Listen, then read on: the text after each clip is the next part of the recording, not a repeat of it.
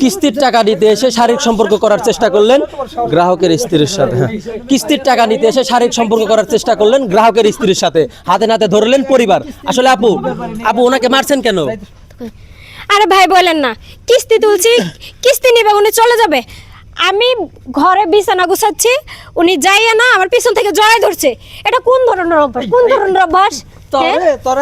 আসলে ভাই আপনি কিস্তি নিতে এসে ওনার সাথে শারীরিক সম্পর্ক করার চেষ্টা কেন করেছেন? আরে ভাই আমি তো কিছু করতে পারি না রে ভাই, এনে অনেকক্ষণ ধরে দাঁড়ায় রয়েছে। আসলে আপনারা এই বিষয়ে কি বলতে চান? আমরা কি মানে জুতার গলা মালা দিয়ে মুখে চুনকারিতে গোটায় পাড়া ঘুরে অক্সার মুতার পর বুঝেন নাই? মাইয়া মানুষ পাইলে কিস্তি নিবাইছে, কিস্তি লইবে, এটা কোন ধরনের ব্যবহার? ঘরের মধ্যে ঢুকে বউ বেটে জড়াই ধরা। হ্যাঁ, আমার তো মনে হয় ওনার বৌমার চরিত্রের সমস্যা আছে, নয়তো একটা পুরুষ কিভাবে একটা মানুষের বিনা অনুমতিতে ঘরে ঢুকতে পারে? কথাটা বলেন শুনি। তা তোমার ধরলে ভালো হইতো। আচ্ছা এখন আপু আপনার সঙ্গে শারীরিক সম্পর্ক করার চেষ্টা করেছে, এখন আপনি কি করতে চাচ্ছেন ওনাকে? কি করবো ভাই, জুতার পিটা কইরা এলাকা বইরা ঘুরাইয়া জুতার মালা গলায় দেয়া চুনকালি মাইখা আমার শাশুড়ি যেটা বলছে ওইটাই করা হবে। আসলে আপনার স্বামী কে? এই যে গাজাখুর। আসলে ভাই আপনার একটু শান্ত হই আমরা। আপনার স্ত্রীর সাথে শারীরিক সম্পর্ক করার চেষ্টা করেছে কিস্তিওয়ালা, এখন এই বিষয়ে আপনি কি বলতে চাচ্ছেন? ভাই আমার মাথায় তো রক্ত উঠে গেছে, ঠিক আছে? আমি যে কিছু কি করবো দিশ পাইতাছি না, ঠিক আছে? কোন কিস্তিটা এক সপ্তাহ দিবার পারি নাই। আমি কইছি যে যেমনি ম্যানেজ করে আমি 8 থেকে 80 টাকা দিব। 8 থেকে একটু সন্ধ্যা হয়ে গেছে, সন্ধ্যা হয়েছে দেখি যে ঘরের দরজা, আর যদি মনে করেন আমি আর একটু বড়াইতাম, অ্যাক্সিডেন্ট তো ঘটে হেলাইছিল। ওই আচ্ছা ভাই আমরা একটু শান্ত হই। আসলে ভাই এই যে আপনি কিস্তি নিতে এসে ওনার সাথে শারীরিক সম্পর্ক করার চেষ্টা করেছেন, এটা কি আসলেই ঠিক হয়েছে? আসলে ভাই সত্য কথা বলতে কি এক হাতে কখনো তালি বাজে না। এখন তো ওনার পরিবারের সবাই আইছে, মানে আপনি যেটা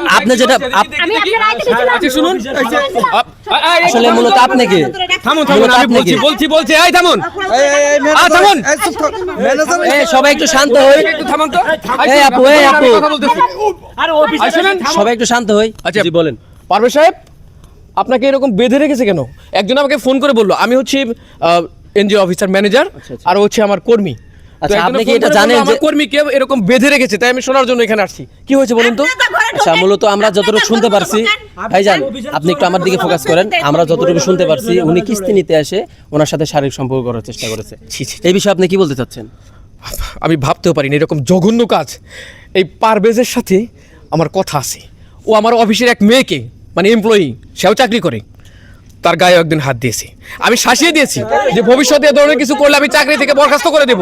তারপরে আবার তার মানে আপনি যেটা বলতে চাচ্ছেন ওনার চরিত্রে আগে থেকে সমস্যা? হ্যাঁ সমস্যা আছে, এবং আমি ওকে একটা সুযোগ দিয়েছিলাম যাতে ও শুধরে যায়। ও যখন শুধরে যায়নি, তাহলে আপনাদের জন্য অনুমতি পাই, তাহলে আমি ওকে কি করব?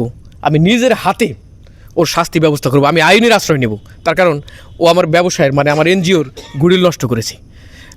আপনারা আমার উপর ভরসা করতে পারেন, আমি ওর বিচার করব। আসলে দর্শক আপনারা যারা কিস্তির ছাড় আছেন, এরকম সুযোগে সদ্ব্যবহার করতে চান, আপনারা ভালো হয়ে যান, নইলে ওনার মতো অবস্থা আপনাদেরও হবে। ভিডিওটি তৈরি করা হয়েছে আপনাদের বোঝানোর স্বার্থে। সবাই ভালো থাকবেন, ধন্যবাদ।